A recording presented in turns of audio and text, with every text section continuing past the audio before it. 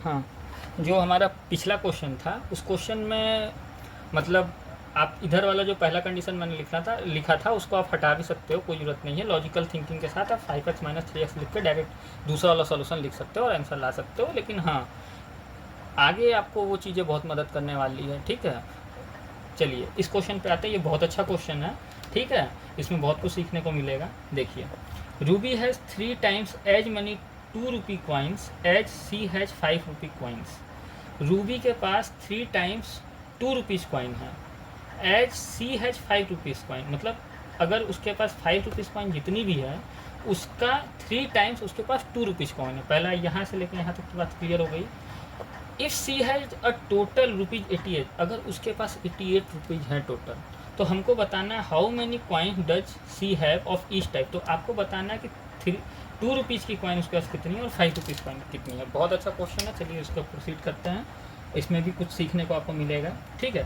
तो इसमें क्या लिखा हुआ है कि हम आसान के लिए मान लेते हैं कि 5 रुपी कॉइन जो है, इसमें देखिए 3 टाइम्स लिखा हुआ है कि 2 रुपीज़ कॉइन है और 5 रुपीज़ के, तो 5 के रिस्पेक्ट में लिखा हुआ है ना कि 5 के रिस्पेक्ट में ये 3 टाइम्स है, तो जिसके रिस्पेक्ट में लिखा होता है हम उसको लेके चलते हैं, ठीक है। तो लेते हैं लेट 5 रुपी 5 कॉइन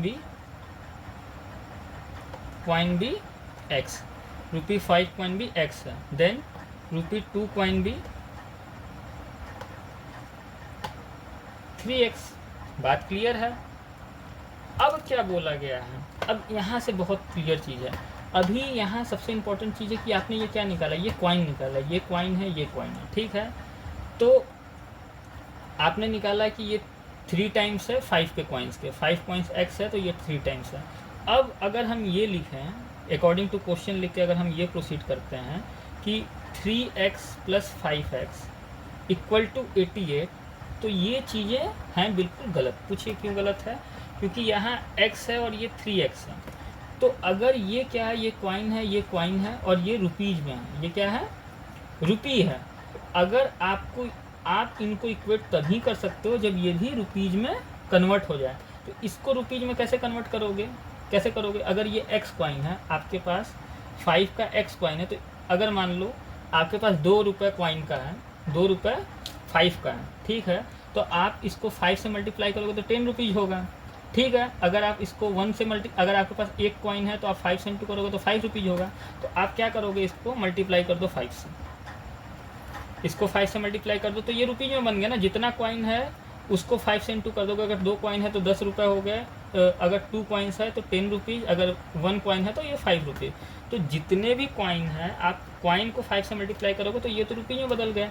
और इसी तरह इसको 2 से मल्टीप्लाई कर दोगे तो ये भी रुपीज़ में बदल जाएंगे। मान लो अगर ये 1 कॉइन है तो ये 3 टाइम्स होगा तो ये 3 कॉइन होगा। तो 3 कॉइन को 2 से मल्टीप्लाई करोगे तो 6 रुपीज़ आ जाएगा ना। ये क्लियर है बात। अब बात समझ में, अब ये जाके सही हुआ है। अब आप इसको कंपेयर कर सकते हो, ठीक है। ये कॉइन्स था और कॉइन्स को रुपीज़ में बदलने के लिए मैंने 2 से मल्टीप्लाई किया तो ये रुपीज़ हो गया, और ये 5 से मल्टीप्लाई किया तो ये भी रुपये। अब जब ये दोनों रुपये में बदल गए तो अब हम इसको कंपेयर कर सकते हैं। अब हम इसको सॉल्व करेंगे। ये चीज़ यहाँ सबसे इंपॉर्टेंट सीखने वाली थी। अब ये आ गया देखो। और क्या करते हैं कुछ लोग, अकॉर्डिंग टू क्वेश्चन लिखेंगे, इक्वेशंस कह क्या रहे हैं उनको कोई मतलब ही नहीं है। तो अब देखो 5x प्लस इसको करो 6x इक्वल टू 88, ठीक है। ये भी रुपीज़ में, ये भी रुपीज़ में, ये भी रुपीज़ में, तो ये रुपीज़ में, ये रुपीज़ में, तो ये आ गया 11x equal to 88, x equal to 8। अब x इक्वल टू 8 आया तो 5 रुपीज़ कॉइन कितने हुए, 8 हुए। और 2 रुपीज़ कॉइन कितने हो गए, 5। तो यहाँ आया 5 rupees coin, rupees 5 coin is 8 और and rupees 2 coin, coins are लिखेंगे ना, आर 8 कॉइन्स आर, ये 8 है और ये कितने होंगे, हम यहाँ मल्टीप्लाई कर लेते हैं। 8 है, 8 इंटू 3 इक्वल टू 24, तो 24 होगा। अब देखो अगर आपको आंसर चेक करना तो क्या करोगे, यहाँ साइड में चेक करके देखते हैं। इसको इंटू 2 करोगे तो ये आएगा 48, 2 की कॉइन्स 2 रुपीज़, और 8 को 5 से करोगे तो 40 आ रहा ना, रुपीज़ 5 से इसको करोगे तो 40, देखो 88 आ गया। तो आपका आंसर करेक्ट है, ठीक है।